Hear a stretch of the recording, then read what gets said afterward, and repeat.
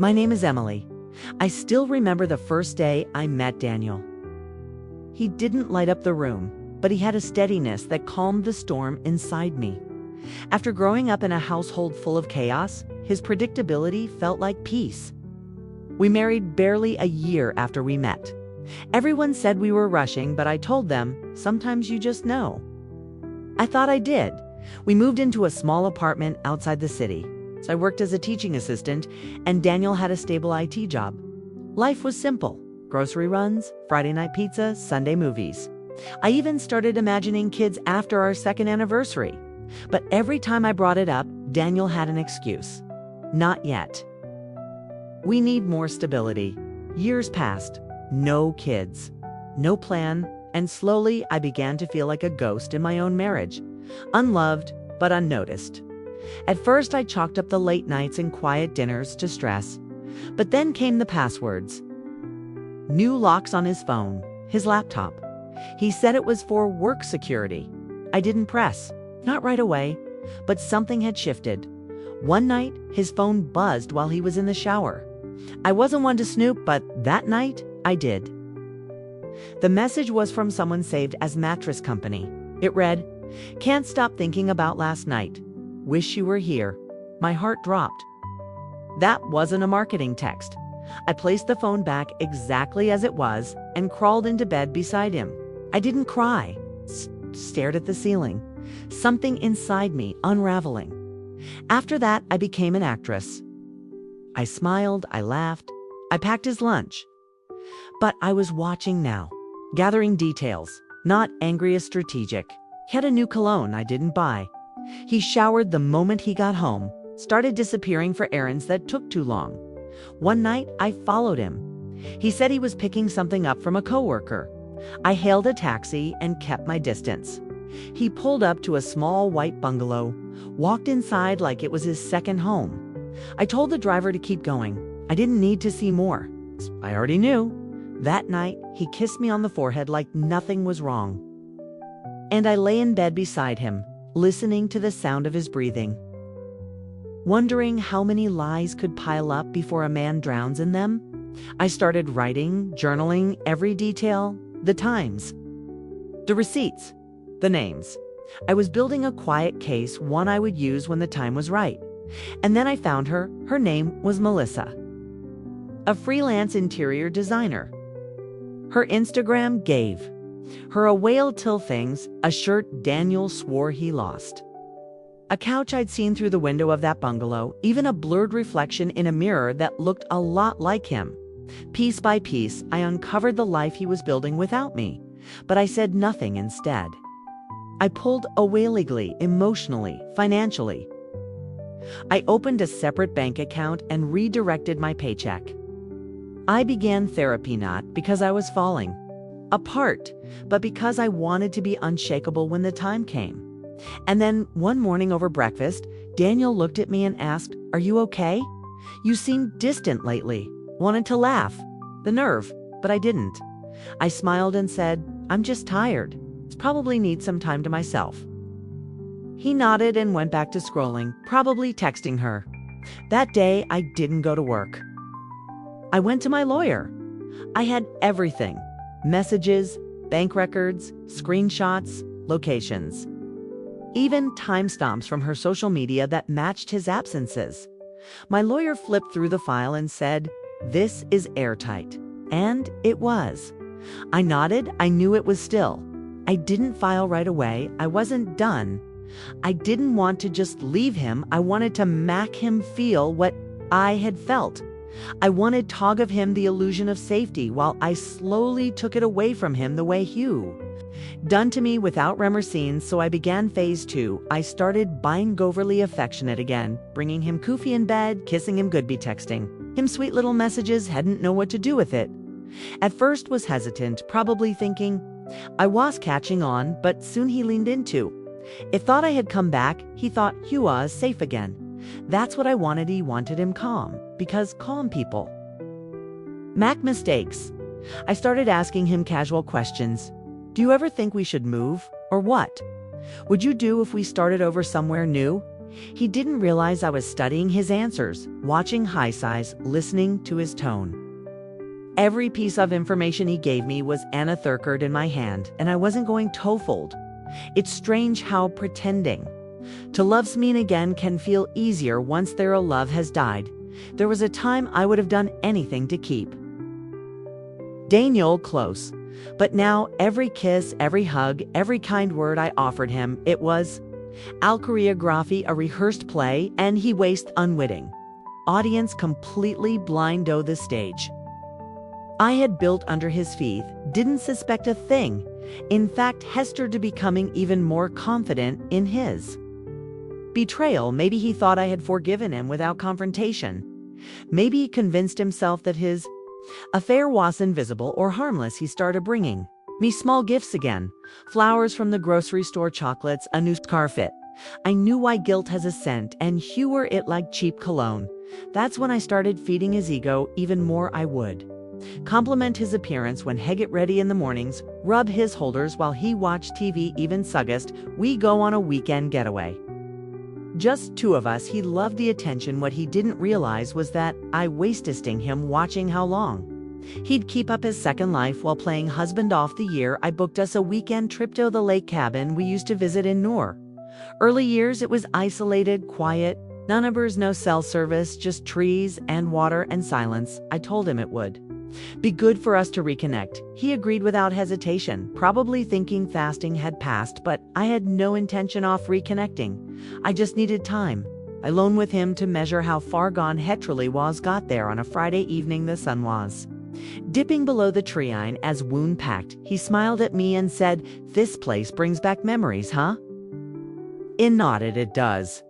What I didn't say was that every memory I had here now felt like a lie, that the man standing in front of me was no longer the person I once knew. He was a shell, a copy, and I wasn't going to spend another year pretending. He hadn't hollowed out our marriage with secrets that night while he built a fire and sipped wine.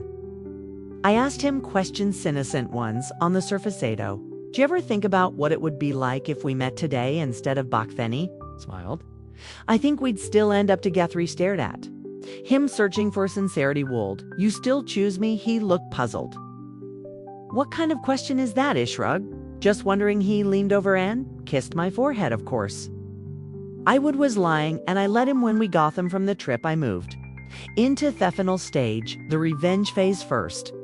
He went to his workplace under the pretense of surprising him with lunch. He wasn't there. I knew he wouldn't be, but I needed confirmation from someone other than myself. He asked the receptionist if he was in, smiled politely and said, "Daniel hasn't come in today. I think he took a half day." I smiled back, pretending to be naive wife. "Oh, that's strange. Maybe I misunderstood." But inside I was seething. That same afternoon I filed for divorce. A lawyer had prepared everything in advance, so all it took was my signature. Documentation was thorough, records of infidelity photos, screenshots, and financial manipulation. I wasn't just asking to leave him, I was asking to strip him of every illusion of comfort taken for granted. That weekend, I invited my close friends over for a small game night. Daniel had no idea what was coming. I acted like everything was normal, pouring drinks, being the doting wife. Halfway through the evening, I asked him to come to the kitchen to help with snacks. That's when I slid the envelope across the counter. He looked down, confused. "What's this?" "Open it," I said calmly. He tore it open and begging, flipping through the pages. At first his expression was blank, then came that witch in his jaw, the furrow in his brows, dawning horror as he realized exactly what it was. "Divorce papers," he said, stunned. I nodded. "What? Why?" I tilted my head. "Yorley, want me to list the reasons should we call Melissa and ask her?" I sighs. "Why didn't you been spying on me?" I laughed, actually laughed. "Oh, Daniel, you've been cheating in broad daylight. All I did was stop pretending not to see it," stammered, trying to find something to say. This isn't necessary. We can fix it." "No," I interrupt you, "broke it, and I'm just taking out that trash." He raised his voice. "So what, you just blindside me like this, embarrass me in front of our friends?" I leaned In lowering my voice, "You've been embarrassing me for over a year. This is just me returning the favored guests. Never." Knew what happened in the kitchen. We returned to the game like nothing had changed. Daniel tried to keep a straight face, but I could see the panic beneath his skin that night. Head in sleep, he sat in the living room all night, probably trying to figure, although I unraveled everything without him noticing. The next day, he begged to talk. "I made a mistake," said. Eyes red, "I didn't mean to hurt you." I looked him dead in the eye. "You didn't make a mistake. You made a choice over and over." Dropped his head into his hands, "Please. Don't do this. I'll cut her a file, fix this. You don't get to fix it," I said. "You ghetto live with it." He cried. "I didn't. I moved out a week later. I had already found a small apartment across town and furnished it with my own savings. I took only the essentials, clothes, personal items. A few photo albums, everything else I could rot in that house, along with the life I no longer wanted. The divorce proceedings were swift with all evidence. I provided the court granted me favorable terms. I got more than half the assets, including a significant chunk of his retirement contributions. His lawyer tried to fight it, but there was no ground to stand on. Daniel signed the papers with trembling hands, but I wasn't done yet. Melissa, she needed to know what kind of man she had tied herself. Toy waited. A few weeks after the divorce was finalized, then I sent her an anonymous package. Inside were copies of the same evidence I had used in court, messages between her and Daniel, timestamps, photos, even a few of her on Instagram posts with his reflection in the background. No return address, no name, just a note: "If you could do this to my heel, do it to you." A few days later, Daniel called me. I didn't answer. He texted, "Did you send her something? She broke up with me." I didn't try plea that night. I poured myself a glass of wine and watched the city lights from my balcony. The silence wasn't lonely anymore. It was peaceful, free. I had spent years giving him my time, my trust, my loyalty. He had turned that into betrayal, but in the end, I didn't scream, I didn't beg. I dismantled him slowly with precision, and the best part? He never saw coming the day my divorce papers were finalized. I didn't cry.